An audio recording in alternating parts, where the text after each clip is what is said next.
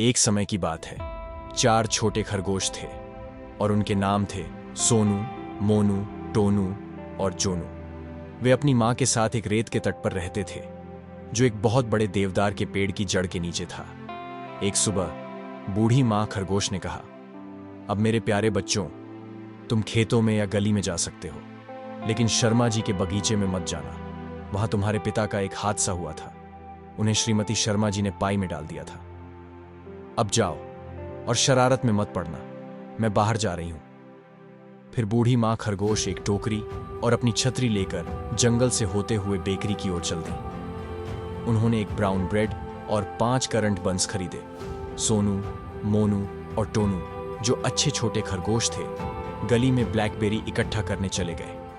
लेकिन जोनू, जो बहुत शरारती था, सीधे शर्मा जी के बगीचे की ओर भागा और गेट के नीचे से घुस गया।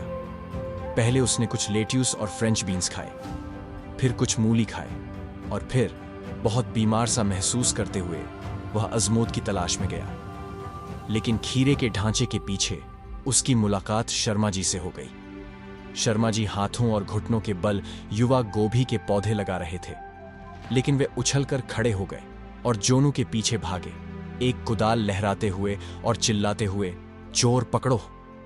जोनू बहुत डर गया। वह पूरे बगीचे में भागता रहा क्योंकि उसे गेट तक वापस जाने का रास्ता भूल चुका था। उसने गोभी के बीच अपना एक जूता खो दिया और आलू के बीच दूसरा जूता। जूते खोने के बाद वह 4 पैरों पर दौड़ा और तेजी से भागा, और शायद वह बच निकलता अगर दुर्भाग्य से वह एक करौंदे के जाल में न फंस जाता और अपनी जैकेट के बड़े बटन में फंस गया। यह एक नई नीली जैकेट थी जिसमें पीतल के बटन लगे थे। जोनू ने खुद को खोया हुआ मान लिया और जोर जोर से रोने लगा, लेकिन उसकी सिसकियां कुछ दोस्ताना गौरइयों ने सुन ली, जो उत्सुकता से उसके पास उड़कर आईं और उसे खुद को संभालने के लिए कहा। शर्मा जी एक छलनी लेकर आए जिसे वे जोनू के ऊपर डालने वाले थे, लेकिन जोनू समय रहते बाहर निकल गया और अपनी जैकेट पीछे छोड़ गया, और वह टूल शेड में घुस गया और एक कैन में कूद गया। ये छिपने के लिए एक अच्छी जगह होती अगर इसमें इतना पानी न होता। शर्मा जी को यकीन था कि जोनू टूल शेड में कहीं है, शायद किसी फूलदान के नीचे छिपा हुआ। उन्होंने उन्हें ध्यान से पलटना शुरू किया, हर एक के नीचे झांकते हुए। तभी जोनू ने छींक मारी, करचू। शर्मा जी तुरंत उसके पीछे भागे और उन्होंने जोनू पर पैर रखने की कोशिश की, लेकिन जोनू खिड़की से कूद गया और 3 पौधे गिरा दिए। खिड़की शर्मा जी के लिए बहुत छोटी थी और वे जोनू के पीछे भागते भागते थक गए थे। वे अपने काम पर वापस चले गए। जोनू आराम करने के लिए बैठ गया। वह सांस से बाहर था और डर से कांप रहा था, और उसे सबसे कम अंदाजा था कि किस तरफ जाना है। साथ ही वह उस कैन में बैठने से बहुत गीला हो गया था।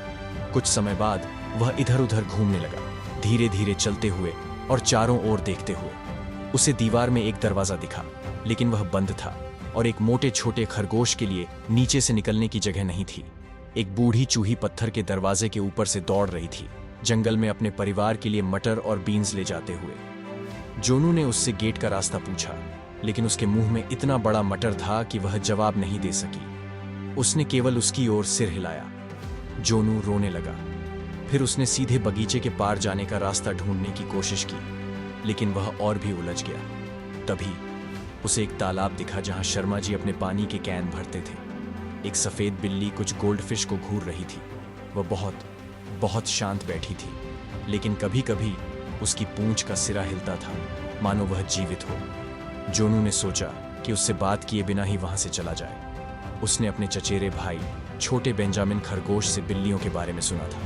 वह टूल शेड की ओर वापस गया, लेकिन अचानक उसके बहुत करीब उसने एक कुदाल की आवाज सुनी, खर्र खर्र खर्र खर्र। जोनू झाड़ियों के नीचे छिप गया, लेकिन कुछ देर बाद जब कुछ नहीं हुआ तो वह बाहर आया और एक व्हील बैरो पर चढ़कर झांकने लगा।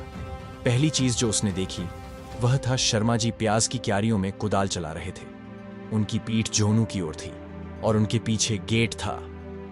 जोनू चुपचाप व्हील बैरो से उतरा और कुछ ब्लैक करंट झाड़ियों के पीछे एक सीधे रास्ते पर जितनी तेजी से भाग सकता था भागने लगा। शर्मा जी ने उसे कोने पर देख लिया, लेकिन जोनू ने परवाह नहीं की। वह गेट के नीचे से फिसल गया और आखिरकार बगीचे के बाहर जंगल में सुरक्षित था। शर्मा जी ने छोटी जैकेट और जूतों को एक बिजूका की तरह लटका दिया ताकि काले पक्षियों को डराया जा सके। जोनू ने दौड़ना बंद नहीं किया और पीछे मुड़कर नहीं देखा जब तक कि वह देवदार के बड़े पेड़ के पास अपने घर नहीं पहुंच गया।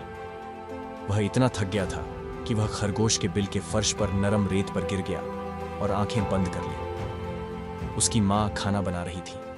वह सोच रही थी कि उसने अपने कपड़े कहां छोड़ दिए हैं। ये जोनू का दूसरा जैकेट और जूते थे जो उसने पखवाड़े में खो दिए थे। मुझे यह कहने में खेद है कि जोनू को शाम को बहुत अच्छा महसूस नहीं हुआ। उसकी मां ने उसे बिस्तर पर लिटा दिया और कैमोमाइल चाय बनाई और उन्होंने जोनू को एक डोज दिया। सोने से पहले 1 चम्मच लेना है, लेकिन सोनू, मोनू और टोनू ने रात के खाने में ब्रेड, दूध और ब्लैकबेरी खाई।